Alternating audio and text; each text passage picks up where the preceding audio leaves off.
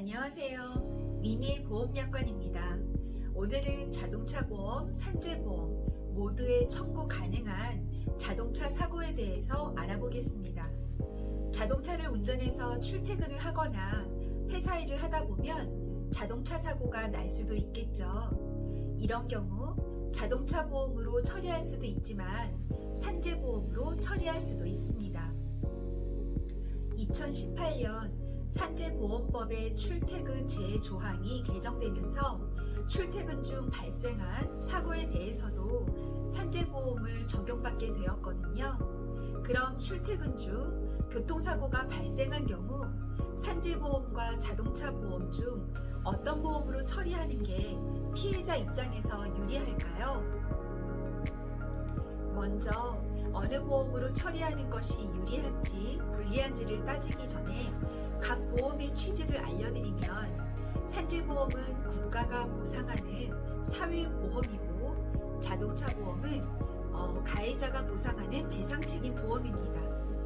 회사 업무 중 또는 출퇴근 중 교통사고가 발생한 경우 피해자의 입장에서는 산재보험과 자동차 보험 중 선택해서 보상받을 수 있지만 중복으로 보상받을 수 없는 것이 있습니다.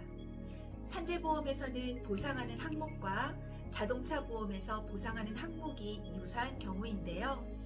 이럴 때는 어느 한쪽을 먼저 보상받으면 중복으로 보상이 안 되고 초과되는 손해에 대해서만 그때 추가 청구가 가능합니다.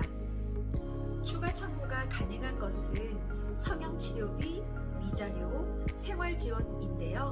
이 부분은 다른 보험에 추가로 청구해서 받으면 됩니다. 그러니 자동차 보험과 산재 보험 중 어느 하나를 선택해서 보장받았다 하더라도 다른 보험에 추가로 청구해서 받을 수 있는 보상이 있는지 이 부분을 꼭 기억하세요. 자동차 보험과 산재 보험의 보상의 차이점을 좀 더 살펴보겠습니다. 산재 보험의 경우 사회보험이라 피해자의 과실을 반영하지 않지만 자동차 보험은 배상책임 보험이라 피해자의 과실을 반영합니다.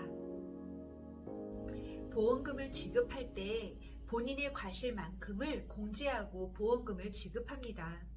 만약 본인의 과실이 큰 사고라고 한다면 산재보험으로 먼저 처리하고 나머지는 자동차 보험에서 추가 청구하는 것도 방법이 되겠죠. 보상 항목별로 산재보험과 자동차 보험의 보험금이 다른데요. 사고로 인해 일을 못했을 때에는 산재보험은 취업하지 못한 기간인 입원과 통원에 대해 평균 임금의 70%를 인정하지만 자동차 보험은 실제 수입 감소액의 85%를 인정합니다. 다만 입원만 반영됩니다.